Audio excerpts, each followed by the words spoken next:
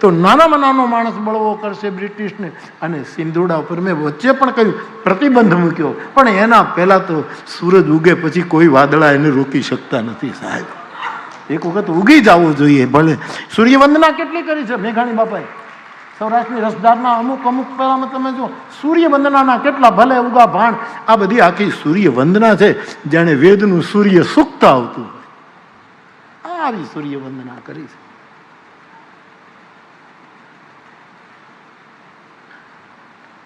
શબ્દ છે આમની પાસે, અને એના શબ્દ બધાને અડે છે, સ્પર્શ કરે છે, અડે છે.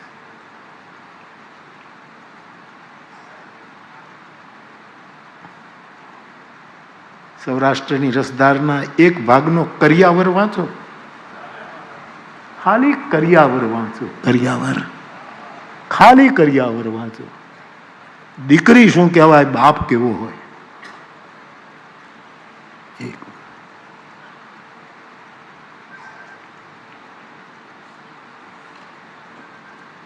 બાપુ બધા પ્રણામ. બાપુ બધા બધા બાપુ બિરાજ.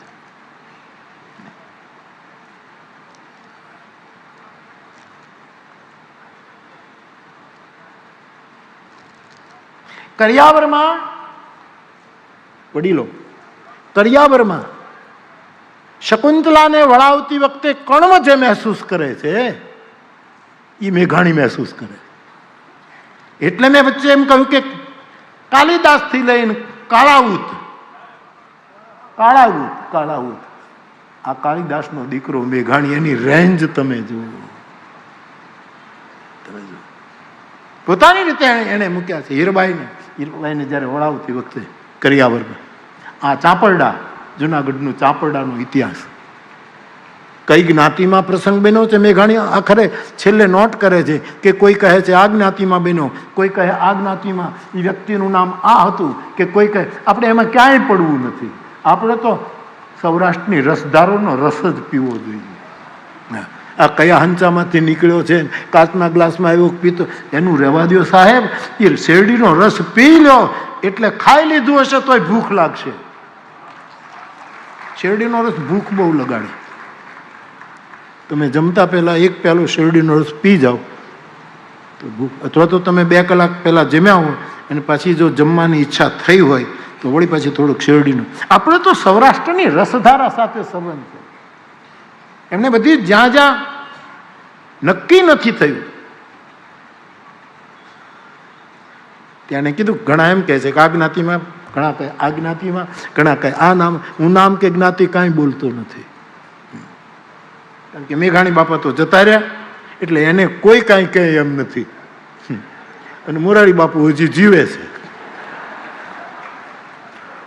અને અમારા ઉપર સેટેલાઇટ ફરે છે કે બાવો ક્યારે શું બોલ્યો. એવું છે.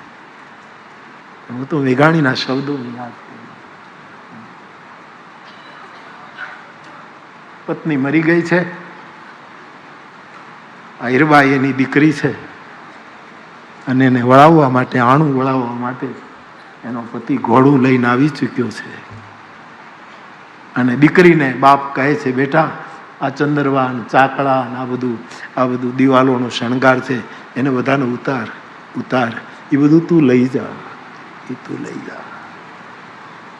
કે બાપા કાંઈક કે નહીં. હવે એને જોનારી તો ઘરમાં નથી. જેણે આ બધા ચિત્રો કર્યા, જેણે આ ભરત ભર્યા, એ તો જતી રહી છે તારી માં, અને હવે તું જાય છે મારા બાપ. પછી અહીંયા મારે આને જોઈ જોઈને રોવું. ઉતાર, બધું ઉતાર્યું. એ ઘરેણા, હંડલો ભરીને ઘરેણા હતા, એ ઘરેણા આપી દીધા. બસ બાપા કે નહીં મારા બાપ, હવે મારે કરવું શું? હું 2 ચોમાસાથી વધારે હવે રહેવાનું નથી. દીકરીને વળાવતી વખતે બાપની વેદના જે કણવને થઈ, જે હિમાલયને થઈ, અને માણસના વિદેહ રાજ જે જનકને થઈ, એવી અનુભવ એ ઓલો બાપ કરે છે. અને એ બધાની ભેગી થયેલી પીડા મેઘાણી અનુભવ કરે છે.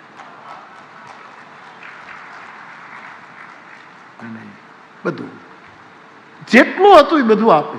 દીકરી ના પડે, બાપા રહેવા દો, બાપા બસ. નહીં મારા બાપ, હવે મારે શું કરવાનું બેટા? હા બધું આપી દેશો તો પછી તો હું એક વસ્તુ યાદ રાખીશ કે જ્યારે હું જમવા બેસતો ત્યારે તું રોટલો ચોળી આપતી હતી, એમાં ક્યારેક ઘી અને ગોળ નાખી અને રોટલો ચોળીને, બસ મને એક જ પીડા કે દીકરા એ પછી કોણ કરશે, એ મને કોણ કરશે. યુવાનો વાંચજો.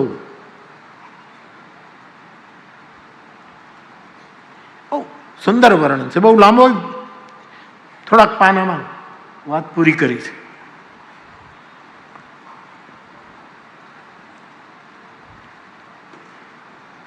વેલુડું શણગારાયું, માફા પડી ગયા છે, દીકરી અંદર બેઠી છે, સુંદર રૂપનો અંબાર છે, પણ આંખમાં આંસુડા પડે છે. બાપ ધીમે ધીમે પગલે, કાળજા કેરો કટકો આજ મારો હાથથી છૂટી ગયો.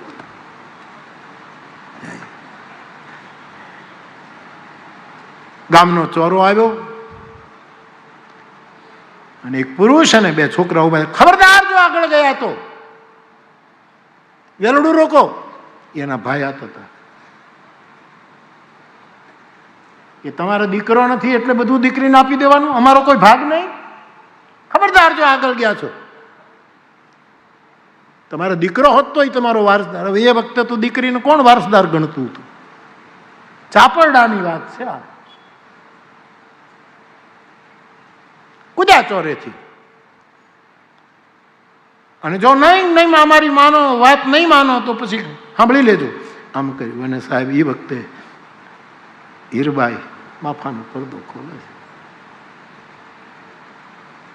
અને કહ્યું કે તમારે, હું જાઉં છું ને મારા બાપને દીકરો નથી, મારા ભાઈ નથી, એટલે આ બધું પડાવી લેવું છે તો મારે સાસરે નથી જવું, સાહેબ નથી જવું.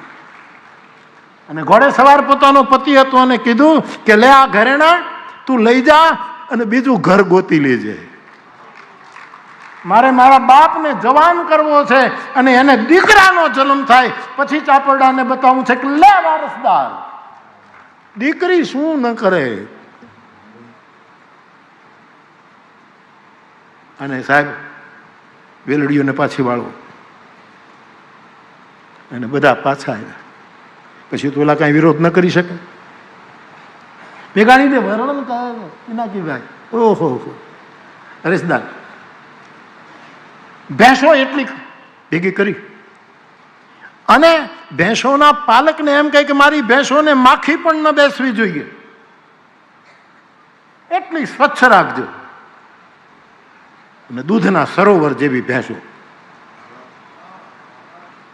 એક એક ભેંસને 3 દોવે ત્યારે માંડ હાથ બાવડા થાકી જાય, આવી ભેંસો સાહેબ. અને ત્યાં લખ્યું છે મેઘાણીભાઈએ કે એક ભેંસનું દૂધ બીજીને પીવડાવે, એ બીજીનું દૂધ ત્રીજીને પીવડાવે, ત્રીજીનું દૂધ ચોથીને પીવડાવે, ચોથીનું પાંચમીને, પાંચમીને છઠ્ઠીને, સાતમીનું જે દૂધ નીકળે એ પછી હીરબાઈ એ દૂધ લઈ ચૂલે ચડાવે, એમાં ખાંડ નાખે, કેસર નાખે અને એ દૂધને ઘૂંટી ઘૂંટી અને એના બાપને પીવડાવે. અને બાપ રોઈ, મારા બાપ આ ઉંમરે હવે આ બધું ન હોય, નહીં મારા બાપ. અને કહે છે 3 વર્ષમાં બાપના બુઢાપામાં પરિવર્તન આવ્યું. એક દીકરીની શુશ્રૂષા શું હોય. દીકરા કેટલા બાપને જીવતા રાખતા છે, પણ દીકરીઓ બહુ રાખે છે, જીવતા રાખે. દીકરીઓની મહિમા અદભુત છે. અને શરીરમાં તેજ આવ્યું. અને મેઘાણીભાઈ કહે છે હીરબાઈ એના બાપને એક સારું ઘર જોઈને પરણાવ્યું, લગ્ન કર્યા. 1.5 વર્ષ થયું ને એક દીકરાનો જન્મ થયો. બીજું 1 વર્ષ થયું ને બીજો દીકરો જન્મ્યો. રાંદનના લોટા જેવા 2 દીકરાઓ આવ્યા. આપણે ત્યાં તો રાંદલમાં જ દીકરા આપે છે ને, એ તો આ સ્નેહી કંઈક જુદું કહે છે.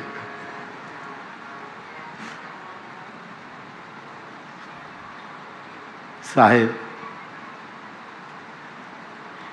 છોકરાઓ 3 વર્ષના થયા, 3-4 વર્ષના. અને હીરબાઈએ કીધું કે બાપુ હવે હું જાઉં. તો બેટા વધુ લેતી જઈશ ને, હવે તો તમારા દિવાલની ખીલી હોય લેતી જાય, ખીલી ન રહેવા દઉં. અને ત્યાં તો ઓલો ઘોડે સવાર આવ્યો છે, પનિહારીઓ પાણી ભરતી હતી, એ દોડી, હીરબાઈ હીરબાઈ તને તેડવા આવી ગયો છે. તેડવા? હા હા. અને પછી બાપે પાછી હીરબાઈને પાછી વળાવે છે. આજે પણ એ શબ્દો સ્પર્શ કરે, કરિયાવર કરિયાવર કરિયાવર. આ બધું બહુ જૂનું બધું સાંભળેલું, બોલેલા એવું. વગર આની બેઠકે વધારે કહેવાની ઈચ્છા થાય છે.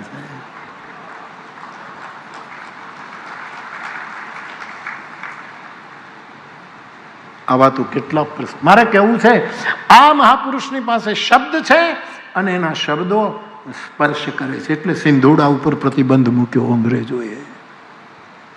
પરંતુ સૂરજ ઉગે પછી અજવાળાને કોઈ રોકી શકતો. ગગન મગન મકુ મેઘ મિલહી તિમિર તરુણ તરણી શક કે તુલસી ચોપાઈમાં લખાય છે.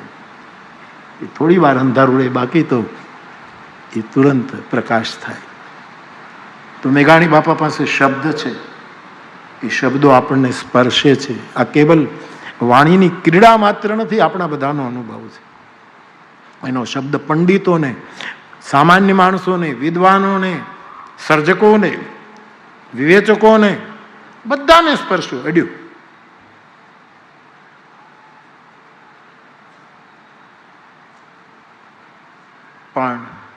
પણ આ સ્પર્શમાં રસ ન હોય તો? સ્પર્શ રસિક હોવો જોઈએ. શબ્દ છે ને, રાવણને પણ જન્મ આવે અને રામને પણ જન્મ આવે. રામના અવતારોમાં આવા કારણો પડ્યા છે. શબ્દ રાવણત્વ પેદા કરી શકે અને એ શબ્દ રામનવમીનું પારણું પણ ઝુલાવી શકે છે. આ શબ્દની, એવા શબ્દના સ્વામી, એના શબ્દમાં સ્પર્શ કરવાની તાકાત હતી. ગાંધીજીના કેમિકલ્સ બદલી નાખ્યા અને એમાં રસ છે. એટલે તો એને નામ આપ્યું સૌરાષ્ટ્રની રસધારા. ભાગ 1, ભાગ 2, ભાગ 3, ભાગ 4, રસધારા રસધારા. મને તો જે રીતે મેઘાણી દેખાય એ બોલું છું. આમાં કઈ આપણું કઈ એકેડેમિક કઈ નથી. આપણું આમાં એકેડેમિક કશું ઓટોમેટિક છે, ઓટોમેટિક છે. એવું મારે તો પાઠ, પાટલો, પોથી, પાટિયું અને પછી શરૂ થઈ જઈએ છે, શરૂ થઈ. અને આવું જયારે થાય ને ત્યારે મને બહુ મોટો ફાયદો એ થાય કે જરાય ક્યાંય મનમાં ફાંકો નથી આવતો. ખબર છે કે આ 5 પનો પ્રતાપ છે. મોરારી બાપુ, આ 5 પનો હોય તો તારો ક્યાંય પત્તો ન હોય. એ પાછો એક પ છે કે આપણો ક્યાંય પત્તો ન હોય. હું આ પોથી વગર બગસરામાં આવું જ મને કોણ બોલાવે? હવે તો લોકો એમ બોલાવે, કારણ કે પણ પહેલા હું જે આવ્યો હતો આ પંડ્યા લોજમાં હું રહીને ડોંગરાની બાપાની કથા સાંભળતો. મને કોણ, નહીંતર કોઈ મને જમવા ન લઈ જાય. એટલે સાધુનું છોકરું છું, પણ કોણ આ પોથીના પ્રતાપે ક્યાં ક્યાં પૂગ્યા? બાકી કોણ આવી? કાલે મને એ મળ્યા હતા એના માલિક પંડ્યા લોજના, કે બાપુ તમે તો કે આ અમારી લોજ. એક તો હજી જમવાનું ચાલુ કે બંધ, નહીં જમવાનું ચાલુ હોત તો મારે અડધું ભાણું ખાવા જવું હતું, પણ એ કે બંધ છે. અને એને કહ્યું કે રાવત ભગતની સાથે બાપુ તમે એક વખત આવી ગયા છો, વચ્ચે ક્યારેક નીકળ્યો હોઈશ, મને યાદ આવ્યું હશે કે આ લોજનો મેં રોટલો ખાધો છે અને હું ત્યાં ગયો હતો. એ ભાઈ કાલે મને મળ્યા હતા. કોણ બોલાવે આપણને? આપણા મનમાં બધું છે. બાકી પ્રતાપ એને નીતિનભાઈ તો પજ વાપર્યા છે ને, પોથીને પ્રતાપે ક્યાં ક્યાં પાછું ઉગીએ. આ બધા પ છે, આ પનો પ્રતાપ છે. એવું છે.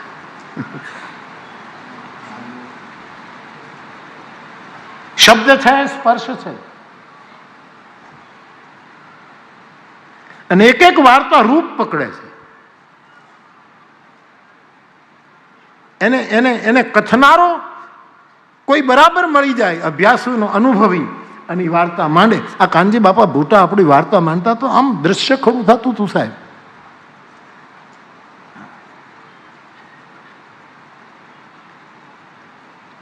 રૂપ દેખાય, આખું દૃશ્ય ખડું થાય. યુદ્ધના વર્ણનો અને જેણે યુદ્ધના જે ગીતડાઓ ગાયા છે એમાં એક રૂપ પ્રગટ થાય, સામું દેખાય આપણને. એ તાકાત છે જે વાલ્મીકી, તુલસી, વ્યાસને હતી એ મેઘાણી પાસે છે, કવિ કાગ બાપુ પાસે છે, દાદ બાપુ પાસે, આપણા કેટલાય કવિઓ પાસે. કવિ પરમાત્માનું નામ છે, કવિ પરમાત્માની વિભૂતિ છે, કવિ મનીષી અને ઋષિ છે. અમારા શબ્દો નથી, આ શાસ્ત્રોના શબ્દો છે. વિષ્ણુ સહસ્ત્ર નામમાં ઈશ્વરનું એક નામ કવિ છે. આ એનો મહિમા છે. શું નથી, આમ રૂપ ખડું કરે, આખું આખું રૂપ ખડું કરી દે. એટલે એ હું કરી શકું એવું નથી, પણ એવું એક વખત બનેલું. હું પ્રભાસ પાટણમાં સોમનાથમાં ઓલું કયું વચ્ચે ગામ આવે છે, ભીડિયા મહાદેવ, ભીડિયા મહાદેવ, ભીડિયા મહાદેવ છે. આપણે સોમનાથ જઈએ વેરાવળથી તો પ્રભાસમાં ભીડિયામાં, ત્યાં આપણી કથા હતી વર્ષો પહેલાં. અને છગન બાપુ સેંજળમાં જે સેવા કરતા અમારા વડીલ, એના પિતાજી હરિદાસ દાદા એ કથાના બહુ પ્રેમી. અને ક્યારેક ક્યારેક કહું દાદા આવો ને, તો ભીખારામ કાકા તો હોય જ, અને ઈચ્છુભાઈ પણ દાદાને કહું કે દાદા, તો એ કથાના બહુ પ્રેમી થાય. અને એને રસોઈ આવડતી, એટલે કે બેટા હું એમને ન કહેતા, એમ કીધું અમે તમારા દીકરા છે, તો નહીં મને કાંઈક કરવા દેવાનું, શાક બનાવી દઉં, આ કરી દઉં. એટલે કથાના બધા પ્રસંગો હું લેતો હતો એ વખતે. અને પછી કાલે હવે આગળ અને મને સાંજે કે કાલે સીતાજીનું હરણ રાવણ કરશે. કે દાદા કથામાં તો હું કથામાં નહીં આવું. ક્યાં તબિયત, કે તબિયત કોને કાંટે, તો પછી કેમ નહીં? એ રાવણ જાનકીનું અપહરણ કરે, મારાથી જોવાય નહીં ને મારે કોઈકને મરાઈ જાય, એને કારણ વગર નહીં. તારી આ એના શબ્દો છે. એટલો એને ગ્રોથ આવે, આખો ધ્રુજવા માંડે કે કાલે હું નહીં આવું, ભીખારામ તું જા. અને તું એ પાછો જોર જોરથી ચોપાઈ ગઈ તો મારાથી રવાય નહીં, કોઈકને લાફાવાળી થઈ જાય. કદાચ એની આંખમાં દૃશ્ય ખડું થતું રહેશે કે ત્રેતા યુગમાં નહીં, કળયુગનો કોઈક રાવણ મારી કોઈ બેન દીકરીઓના ઉપર હાથ નાખી રહ્યો છે. અને ત્યારે અસ્મિતા પ્રગટ થતી હતી. મેઘાણીમાં પાળિયા બેઠા કરવાની તાકાત. વળી પાછું ત્રીજી વાત કહું, ખોડિયું ખેંચી ખેંચીને મળદાને બેઠા કર્યા. એ મેઘાણી એક રૂપ, એક મંજર પેદા કરે.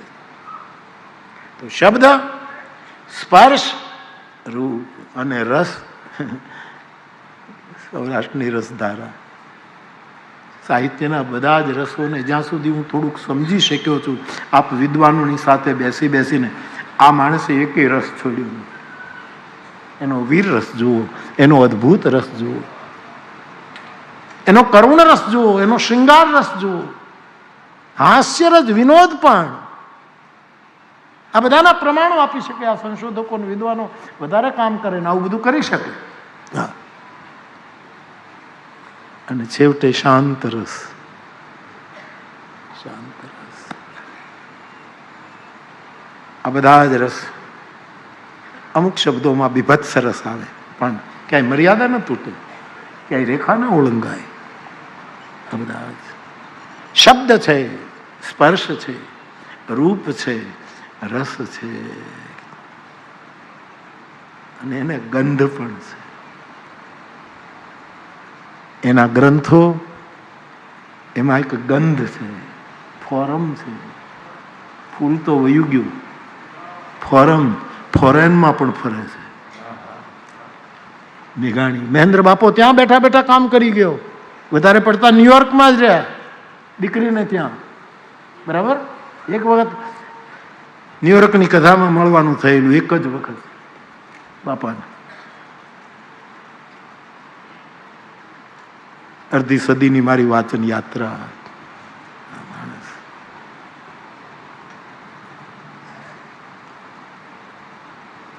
એની ફોરમ. અમારે શાયરીના જગતમાં પાકિસ્તાની શાયરાના પરવીન શાકિર ગઝલ બહુ ફેમસ થઈ. ગઝલ તેરી खुशबू का पता करती है, मुझसे एहसान हवा करती है, ફૂલ તો ત્યાં હતું, હવાએ થોડોક સાથ આપ્યો અને એની ફોરમ ક્યાં ને ક્યાં ગઈ. તેરી खुशबू का पता करती है, मुझ पे एहसान हवा करती है, मुझ पे मुझे इस राह पर चलना ही नहीं जो तुझे मुझसे जुदा करती हो. જે મને તારાથી જુદા પાડે એવા કોઈ માર્ગ ઉપર મારે ચાલવું નથી. अब तो एकांत में गुफ्तगू केवल तुम से ही होती रहती है. ફોરમ છે આજ, કાગ બાપુની ફોરમ છે, દાદ બાપુની, આપણા વિદ્વાનોની ફોર્મો છે, એનામાં ગંધ છે, સુગંધ છે. તો મેઘાણી બાપાને આવી રીતે આમ હું મારી રીતે દર્શન કરું સાહેબ, આવી રીતે. તમને આ બધા જ રસના પ્રમાણો શાંતિથી જ્યારે એના ગ્રંથોનું અવલોકન કરો તો ચોક્કસ મળશે. એવા મેઘાણી બાપાના સ્મરણમાં શ્રદ્ધાંજલિ અર્પણ કરવામાં આ કથા ચાલી રહી છે, ત્યારે હું મારી ખૂબ જ પ્રસન્નતા વ્યક્ત કરું છું. મને ઘણા એમ અત્યારે પૂછવા માંડ્યા પિનાકીભાઈ કે માનસ મેઘાણી બીજો ભાગ કરશો. મેં કીધું એક ગાયે કાફી, એક ગાને 2 કટકા નહીં. અમારો હરદ્વાર કહે એક ગાને કટકા 3. સમજવું હોય તો ગુજરાતી ભણ. હરદ્વાર ગોસ્વામી કહે અમારે રામાયણમાં લખ્યું છે એક વખત રામનું નામ લો, 12 રામ કહત જગ જેવું તો હોત તરણ તારણ નરતેવું. હું મેઘાણીને ગાયને મારું કામ પૂરું કરવાનું છું રવિવારે, પણ ઉઠો 3 દિવસ મેઘાણીના સેમિનાર કરો, યુનિવર્સિટીઓમાં થાય, યુવાનો બેઠા થાય. જે ધૂળના ધાવણમાં આ મેઘાણી બાપાની મનીષા છે કે તમે જાગો, તમે કંઈક કરો. આજે તમે સ્નેહી કાલે કીધું ને કે તમે કંઈક ગઝલ, અને તે કીધું કે મેઘાણી બાપા પણ આજે કોઈ મેઘાણી બાપા ઉપર ગઝલ લખી, હજી નવું છે. નયે પરિંદે કો ઉડને મેં વક્ત તો લગતા હૈ. એટલે કાલે મેં કીધું ને એને ગેંદ પકડી લીધી. એટલું જલ્દી કરવાની કાંઈ જરૂર નથી. થોડી કવિતા મોડી થાય તો વાંધો નહીં, ભળદું દાંત આંબી જાય સાહેબ. પાકવા દો કવિઓ, પાકવા દો.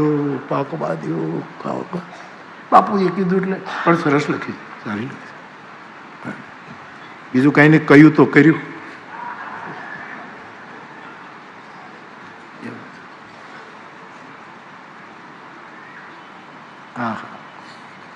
જીવવાનો કવિ છે સાહેબ, જીવવાનો કવિ છે.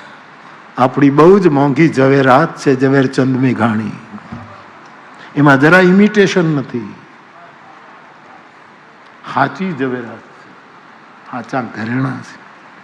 એવા એક મહાપુરુષ ને રામાયણને કેન્દ્રમાં રાખીને આપણે ગાઈ રહ્યા છીએ, એની મને બહુ ખુશી છે. 1-2 વાતો આપની.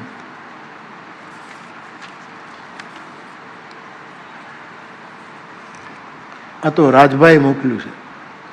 રણની રેતમાં સુકાતા છોડને લોહીની ગાગીર્યું રેડાણી એની તસવીર લઈ આવ્યો જગ ચોકમાં, જોતા જગ આંખડી ભીંજાણી, ગવાસ્યા ગુર્જરી માતાની વાણી. મેઘાણીને અંજલિ છે. ખેલ કરનારને ખબર નહોતી કે આમાં કોણ રાજા ને કોણ રાણી. ખેલ કરનારને ખબર નહોતી કે આમાં કોણ રાજા ને કોણ રાણી, કોના કુવાને કોના સિંચણા, કોણ ભરતું તું ત્યાં પાણી. ગવાશે આ ગુર્જરી માતની વાણી. મથેલા ઘણા પણ કોઈને મળી નહીં, મથેલા ઘણા પણ કોઈને મળી નહીં, રેતીમાં ખાંડ જે વેરાણી. કવિ તમે જુઓ, હા, જેની વાત, મથ્યા ઘણા, મથેલા ઘણા પણ કોઈને મળી નહીં, રેતીમાં ખાંડ જે વેરાણી. વીણીને એને ભર્યા તે વાટકા, પછી તે દૂધમાં તે એને ઘોડાણી. ગવાશે ગુર્જર માતની વાણી. રાજ મેઘાણી છે મોભી સૌરાષ્ટ્રનો, રાજ મેઘાણી છે મોભી સૌરાષ્ટ્રનો, એની ભુજાયું કેટલી લંબાણી. મહારાષ્ટ્રના મોભી શિવાની તે અહીંથી ઘોડિયાની દોરીઓ તાણી, ગવાશે ગુર્જરી માતની વાણી. તો મેઘાણી બાપા માટે બધા જ આજ પોતપોતાનો શ્રદ્ધા સુમન સમર્પિત કરે. તમે કૌશિકભાઈ આપે લખ્યું એ પણ ઘણું સારું, બહુ જ ભાળ્યું એવું લખ્યું છે, બહુ સરસ. અરવિંદ બારોટે પણ એક બે લખી છે.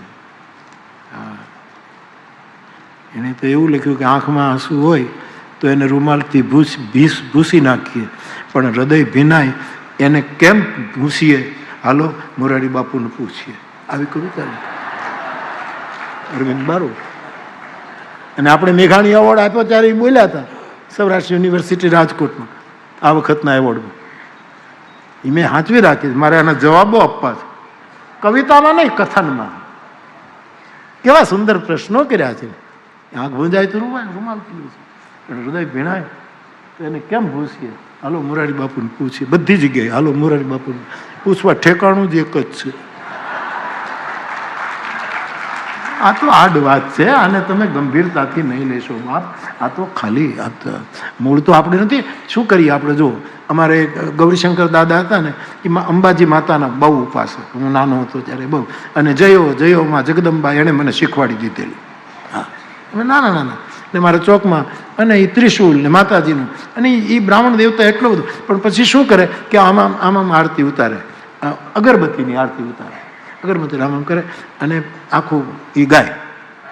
નવમી નવકુળ નાગ અને આદિ બધું એ આખું ગાય. અને પછી હરેશદાન બાબુ પછી એ અમે આ મારી નજરે જોઈ, પછી આમાં કરી અને પોતાને આમ કરે. યથા દેવે તથા દેહે. એને ખબર નથી કે આ ઉપનિષદનું સૂત્ર છે. એટલે મેં એવું થોડુંક કીધું, એનો બીજો અર્થ ન કરતા. તો હાલો મોરારી બાપુને જઈને પૂછીએ. એવું સુંદર પંક્તિ. એને તો હું મળીશ ત્યારે સંવાદ કરીશ અરવિંદભાઈ સાથે. એક બીજી કવિતા પણ એમણે સરસ મોકલી. મારો કહેવાનો અર્થ એ કે ગંગા જળથી અભિષેક થાય, જમના જળથી પણ અભિષેક થાય, ત્રિવેણીના જળથી પણ અભિષેક થાય. જેટલી નદીઓ છે પવિત્ર, એ બધી જ નદીઓના જળથી અભિષેક થાય. અને એકેય નદીનું જળ ન મળે તો દરિયાના પાણીથી એમાં બધી જ નદીઓ આવી જાય. એનાથી આજે બધા જ વહેણ વ્યાસપીઠી સહિત મેઘાણીનો અભિષેક કરી રહ્યા. કોઈ આ રીતે, કોઈ આ રીતે, કોઈ આ રીતે. આ બધા મેઘાણી બાપાનો અભિષેક છે. તો રામચરિતમાનસ કાલે, આજે તો મારે આગળ જવાનું છે એટલે હું નહીં વધારે, પણ રામચરિતમાં મેં કહ્યું ને કે મેઘાણી એ મેઘવાણી છે. અને તુલસીદાસજીએ 9 મેઘનું વર્ણન કર્યું છે. શાસ્ત્રી તો 12 મેઘ, 12 મેઘ ખાંગાથી આપણે, પણ તુલસીએ જે મેઘનું વર્ણન કર્યું છે એમાં 9 છે. એ ખાલી પંક્તિઓ પ્રમાણમાં આપને કહું. ગોપાલી કરને.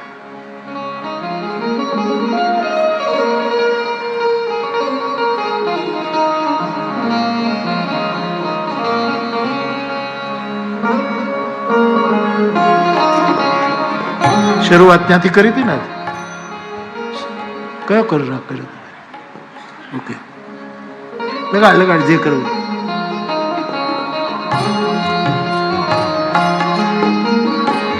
ભુવન ચારી 10 ભૂધર ભારી, ભુવન ચારી 10 ભૂધર ભારી. સુકૃત મેઘ બરસાહી સુખ બારી, સુકૃત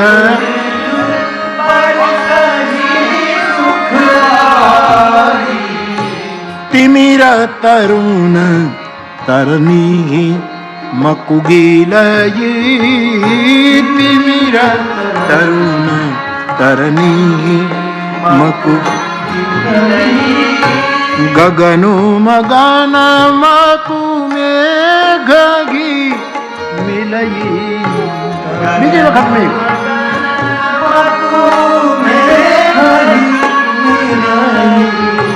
जहाँ जहाँ जागी देव रघुराया, जहाँ जहाँ जागी देव रघुराया, करही मेघ तघ तघ नभ छाया, करही मेघ क्या तो वर्षा काल मेघ नभ छाए, वर्षा काल मेघ नभ छाए, गरजत लागत परम सुहाए, गरजत लागत परम सुहाए, कबहु प्रबल बह मारुतन जहाँ तहाँ मेघ बिलागी, जिमिक पुत कुल उपजे अने सधर्म न छत्र मेघ डंबर सिरधारी, छत्र मेघ डंबर सोई जानु जलद घटायतिकारी, सोई जानु जलद घटायतिकारी, दस दिशि रहे बाण नभ छाई, दस दिशि रहे बाण नभ छाई, मानहु में मघा मेघ जारी लाई, मानहु मघा मेघ जारी लाई, 9 વખત મેઘ શબ્દ માનસમાં આવ્યો.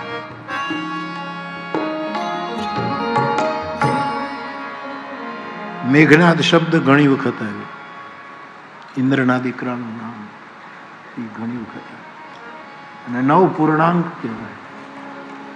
મેઘાણી બાપાની મેઘવાણી સાથે જ્યારે વિચારણા શરૂ થાય છે ત્યારે આ 9 પ્રકાર એની વાણીમાં ગર્જના કરે છે, વરસે છે, વરસાદ આપણને કૂપળો ફૂટે એવું વરસે છે, ડુંડા જામી જાય સાહેબ, એક દાણાના લાખ લાખ દાણા પાકે એવી ખેતી થાય એવું. એમાં એક મેઘ છે મેઘાણીનો પુણ્ય મેઘ, સાહિત્યનું સર્જન અને સમાજનું સુહિત કરવા માટે રચાયેલું સાહિત્ય એ કવિનો પુણ્ય મેઘ છે, એ સુકૃત મેઘ છે. આટલા બધા ગ્રંથો, આટલું મોટું સાહિત્ય, એનું પુણ્ય તો તમે જુઓ કે તલગાજરડું બેઠું બેઠું એની કથા કરે છે. તમે કલ્પના કરો, આ સુકૃત મેઘ છે, સર્જકનો આ સુકૃત એનું પુણ્ય મેઘ છે. અને એ જ્યારે કોઈ સર્જકનો પુણ્ય મેઘ વરસે ત્યારે દુઃખનો વરસાદ ન થાય, સુખ બારી, બધાને સુખ મળે, બધાને સુખ મળે, બધાને મળે. આવા 9 મેઘ વિસ્તારથી તો પછી હવે 2 દિવસ છે ને, બોલો ચાલો કઈ વાંધો. જहाँ जहाँ दे जागी देव रघुराया, तुलसी કહે ભગવાન રામ જ્યાં જ્યાં જાય છે વનમાં, કરહી મેઘ તહ તહ નભ છાય, વાદળાઓ છાયો કરે. ઘણા સર્જનો એવા હોય છે કે આપણે જ્યાં જઈએ ને ત્યાં આપણો છાયો કરતો હોય, આપણને સંતાપ ના આપે, આપણી છાયા આપણને ઠંડક. આવા 9 મેઘનું વર્ણન તુલસીકૃત.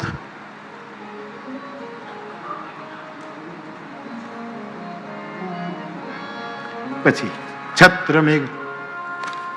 ક્યારેક ક્યારેક આપણા સામાન્ય જીવો ઉપર પણ કોઈ મહાપુરુષનો એક એવું મેઘ હોય કે આપણું છત્ર બનીને ફરતો હોય. મેઘડંબર છત્ર આપણી રક્ષા કરતું. સર્જકોનો બહુ મહિમા છે. આવા 9 મેઘ માણસમાંથી તારવા છે. એની કાલે થોડીક ચર્ચા થશે તો આગળ કરીશ. પણ કૌશિકભાઈ આપણે નીકળવું, 12 વાગે જવું છે ને, સંકોચ નહીં રાખતા એટલામાં. તો કથાનો દોર થોડોક આગળ લઉં. એના પહેલા 2-5 મિનિટ માટે ભગવાન નામનું સંકીર્તન કરીએ, બધા જ ગાજો. અમારા રામ ભગત એવું કહેતા, જરાક એની ભાષા થોડીક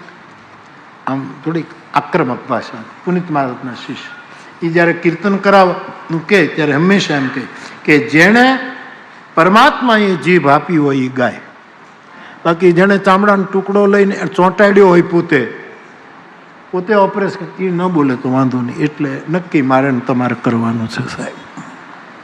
ચાલો શું કરશું? કાંઈક તો મને સાથ આપો યાર.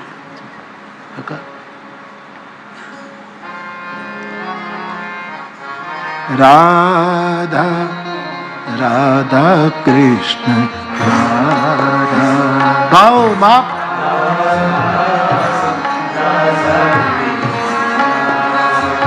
રાધા રાધા કૃષ્ણ રાધા.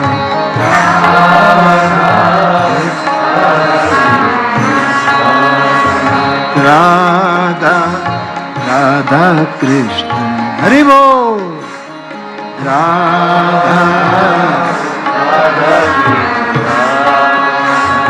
રાધા કૃષ્ણ રાધા.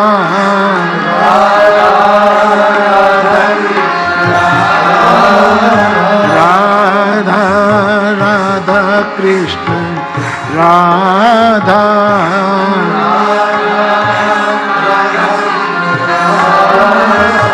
રાધા કૃષ્ણ રાધા.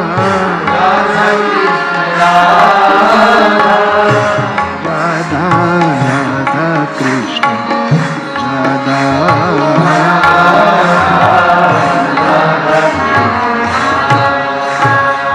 આ સંકીર્તન છે ને, ડભોઈ જે ગામ છે ગુજરાતનું ડભોઈ, એની આજુબાજુના ગામડામાં એક પ્રજાપતિ ભગત થયા છે. એના વિશે રામ ભક્તએ લખ્યું છે. પ્રજાપતિ છે, કુંભકાર છે, કુંભાર છે.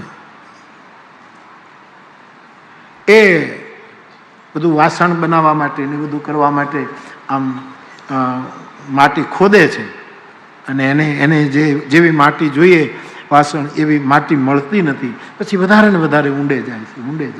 એમાં એક મોટો કૂવો થાય ને એટલું એણે ખોદી નાખ્યું. અને પછી એવું બને છે કે એક ભેખડ પડે છે અને કુંભાર દટાઈ જાય છે. અને બહુ જ ભગતનું ઘર, કોઈ ઉતારા ના આપે અને કુંભારને ત્યાં એના ઉતારા હોય. હંમેશા તમે ગામડાઓમાં રિવાજ હતો કે સાધુ સંત પણ આવે કે કોઈ પ્રજાપતિ રહે છે, સર્જકોને ઘેરે ઉતારા હોય સાહેબ, ભંજકોને ઘેરે ઉતારા ના હોય. એ સર્જક છે. આખા દેશના ડાયા હળવો ફેરવજે તારો ચાકડો. ગાંધી બાપુ અને કાગ બાપુ કહે છે કે તું સર્જક છો નવા ભારતનો. આખા દેશના, કેવો શબ્દ વાપર્યો કાગ. ગાંધીજીને આખા દેશનો ડાયો કીધો. ઓહો, ડાયો કીધો. મને હંમેશા મારો પ્રસંગ યાદ આવે. મારા ગામમાં એક છોકરો છે, એ મને આ બનેલી ઘટના. નગીનદાસ બાપા મારી બાજુમાં બેઠા હતા, હું તેલગાજડા બેઠો. એ જ્યારે આવે ત્યારે એમ કે બાપુ એક ટી શર્ટ આપો. 100 રૂપિયા આપો. મારે એને આપી જ દેવાનું, કારણ કે ગયા જન્મનો મારો, એટલે આપણે આપી જ દઈએ. પછી એમ કે તલગાજડામાં 2 જ ડાયા, બાકી આખું તલગાજડું ગાંડું છે. આવી વાત કરે, 2 જ ડાયા. વિચાર કરો. હા બોલ ભાઈ. તો કે એક તો હું એટલે એ પોતે, અને એક તમે, 2 ડાયા. આવું. નગીન બાપા શું કે, તમારા ગામનો છોકરો બહુ ઉદાર લાગે છે, નહીતર તો એકલો જ ડાયો હોય. તમને કોઈ ડાયો ગણે? તમને એને ડાયો ગણ્યા? આવું નગીન બાપા તુરંત કોમેન્ટ કરતા. આખા દેશના ડાયા તું હળવો ફેરવજે જૂનો ચાકડો. ભગત બાપુની રચના, સર્જક છે સાહેબ. જો ઘાટ કાગ બાપુએ લખ્યું છે ને કે તું નળિયા ગળજે અને રાંકના ભેરું લોટકા ન રહી જાય આખા દેશના. અને કેવું હરેશદાન બાપુ, કેવો શબ્દ, રાતની આંખ્યું. આ તમે કેમ પહોંચે? આ કોળિયા છે ભગત બાપુ કે રાતની આંખ્યું છે. રાતની આંખ્યું કોળિયા ન રહી જાય રે આખા દેશના ડાયા. આ ક્યાં પહોંચે છે કવિઓ આપણા? એ પોતે દટાઈ જાય છે, ભેખડ પડે છે, આખો પરિવાર દુઃખી થાય છે, ગામ દુઃખી થાય. એક બહુ સજ્જન ભક્ત હૃદય. અને પછી સાહેબ એમ કહે છે કે નક્કી થઈ ગયું કે હવે આ ગયું ને હવે એ ભાડ કૂવામાં કોઈ અંદર જાતું નથી, કે જે જશે એના ઉપર પડશે ને એ ધરબાઈ જશે. એટલે વખત કે આને સમાધિ કરી નાખો, હવે આમાં ઉતરાય એવું નથી. હું તો ટૂંકમાં આપને કહું છું કે શું થાય છે. અને સાહેબ આમ લાગે આપણને ચમત્કાર, ને આપણે કાંઈ બહુ ચમત્કાર સ્વીકારીએ નહીં, પણ દિલીપ રોય પણ કહે છે કે ચમત્કારો હજી પણ થાય છે, હજી પણ આપણી મનબુદ્ધિની બહારની ઘણી ઘટનાઓ હજી પણ ઘટે છે, એ આપણે પકડી શકતા નથી. કે હું ચમત્કાર શબ્દ બહુ સ્વીકારું નહીં, સાક્ષાત્કાર છે મારી દ્રષ્ટિએ. હવે એમાં બને છે કે બધું એનું કારજ બારજ ને બધું પતી જાય છે, અને પછી એના પરિવારના લોકોને એમ થયું કે બધું પતી ગયું, આવો ને આપણે થોડાક ફૂલ એ કૂવામાં પધરાવી દઈએ. એ ફૂલ પધરાવે છે. થોડી વાર પરિવાર બેઠો, તેને ધીરે ધીરે અવાજ આવ્યો. એ આ કીર્તન હતું, રાધા રાધા કૃષ્ણ રાધા.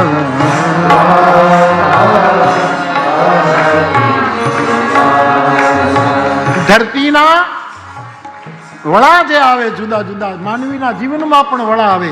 કેટલું બધું જીવનમાં જળ હોય, પણ ભૂતળો આવે તો બધું ડબ દઈને વયું જાય. આમ જેમ જેમ એક એક વળાને ભેદતું ભેદતું ભગતનું મૃત્યુ નહોતું થયું સાહેબ, દબાઈ ગયો હતું. અને એના મુખમાંથી સંકેત મહાવીર બાપુ મનુભાઈ પંચોળીએ જે 75 વર્ષ મેઘાણી બાપાના થયા અને જે 5 પ્રવચનો લોક ભારતીમાં આપ્યા, એમાં દાન બાપુનો એક પ્રસંગ લીધો છે. દાન બાપુનો એક સેવક આશ્રિત રોજ પગ ચંપી કરે, ચૂકે ને. મનુ બાપા કઈ ચમત્કારમાં માને નહીં. અને એ પછી આમ કાંઈક જાળા ને કાંઈક એવા લાકડા કાંઈક લેવા ગયા, અને એ બધું ભેગું કરે છે, પણ એને ઊંચકી શકતા નથી. ઘણી કોશિશ કરે, બિચારો ઊંચે ને પાછો પડી જાય, વળી પાછો પડે નહીં. અને દાન બાપુના તરફ એવી ઉજળા મનની આરાધના કરતો હતો એ માણસ.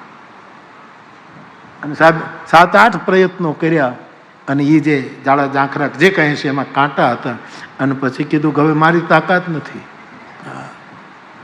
એ દાન બાપુ આ ભારો હવે ઉપડાવી દેજે. અને આમ નામ લીધું, અને એવું કંઈક બળ મળ્યું, અને એ ભારો માથા પીઠ ઉપર રાખ્યો છે, કાંટાવાળો આવ્યો. તો જે હશે થયું. બાપુના ચરણ સેવા કરવાનો એનો ક્રમ હતો. દર્શક દાદા બોલે છે, અને પછી બાપુ જ્યારે દાન બાપુ નહીં ત્યારે કીધું કે બેટા ચરણ દબાવજે, કમર સુધી દબાવજે, પણ વાહામાં હાથ નહીં ફેરવતો. એમાં મને હોળ્યું લાગ્યું કે બાપુ કોણે આ કાળો કામો કર્યો? આ કાળો કામો કર્યો કોણે? તો કે તું પુકારતો હતો ને કે દાન બાપુ મને મદદ કરો ને, ત્યારે બેટા હાથ તારા હતા પણ પીઠ તો મારી હતી. કાંઈક થાય છે સાહેબ, કાંઈક થાય છે, કાંઈક થાય છે. ભરોસો હોય તો શું નથી થતું. તો આટલા દિવસ પછી પણ કુવાના વળમાંથી એક ધીરો ધીરો સુરીલી અવાજ નીકળે છે. એ આ કીર્તન છે, રાધા રાધા કૃષ્ણ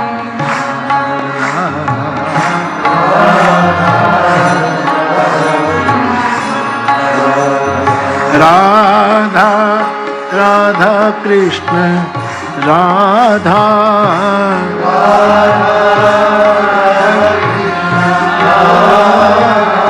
રાધા રાધા કૃષ્ણ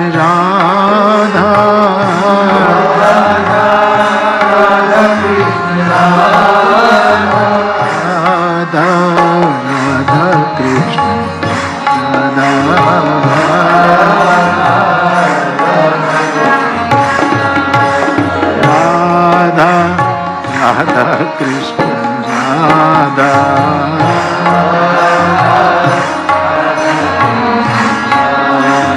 રાધા રાધા કૃષ્ણ રાધા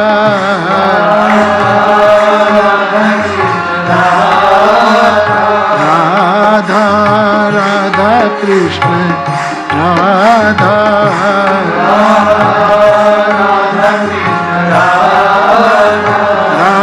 કૃષ્ણ રાધા કૃષ્ણ રાધા રાધા કૃષ્ણ રાધા રાધા કૃષ્ણ રાધા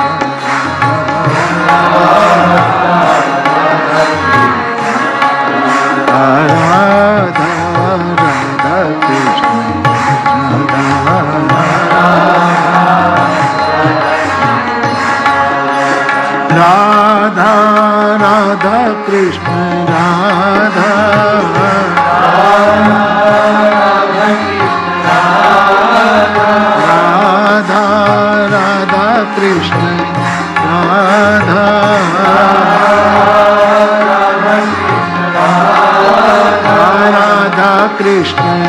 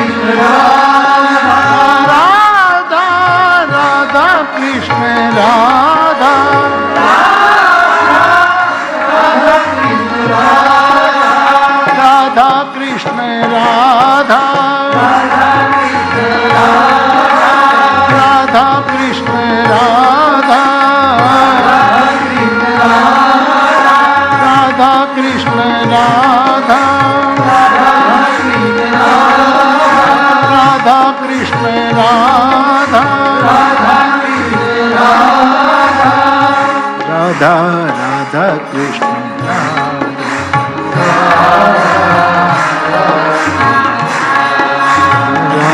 રાધા કૃષ્ણ રાધા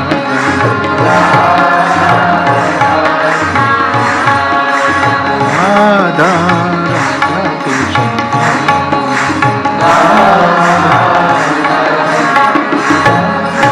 જય જય શ્રી રાધે જય જય શ્રી રાધે જય જય શ્રી રાધે. બાપ રામ નામ સેતુ કરે છે. આઈએ કથાના પ્રસંગમાં પ્રવેશ કરીએ. સતીએ દક્ષ મહારાજના યજ્ઞમાં મહાદેવનું અપમાન સહન ન થવાથી દેહ ત્યાગ કરી નાખ્યો. હિમાલયને ત્યાં ઉમા, અંબિકા અને ભવાની રૂપે પ્રગટ્યા. શિવને પાછા મેળવવા માટે ઉગ્ર તપ કર્યું જગદંબાએ. સતી પાર્વતીના વિયોગમાં શિવજી બહુ દુઃખી છે. કોઈ જગ્યાએ મહાત્માઓની પાસે કથા કહે, સાંભળે, રામ નામમાં સંકીર્તને, કોઈ જગ્યાએ ધ્યાન કરે, આમ સતત પરિભ્રમણ કરે. એક વખત પાર્વતીનું સ્મરણ કરતા કરતા એટલા લીન થયા, એ ધ્યાનમાં ડૂબી ગયા. અને એ વખતે ભગવાન વિષ્ણુ પ્રગટ થયા. આ કથા યાજ્ઞવલ્ક મહારાજ ભરદ્વાજજીને તીર્થરાજ પ્રયાગમાં સંભળાવે છે. પ્રગટ થયા, ભગવાનને જગાડ્યા. બંને એકબીજાને ઈષ્ટ માને છે. શિવજી રામને ઈષ્ટ માને, રામ શિવજીને ઈષ્ટ માને છે. એટલે ભગવાન વિષ્ણુ એમ બોલ્યા કે મહાદેવ, આમ તો હું પ્રસન્ન થાઉં કે પ્રગટ થાઉં તો જેની પાસે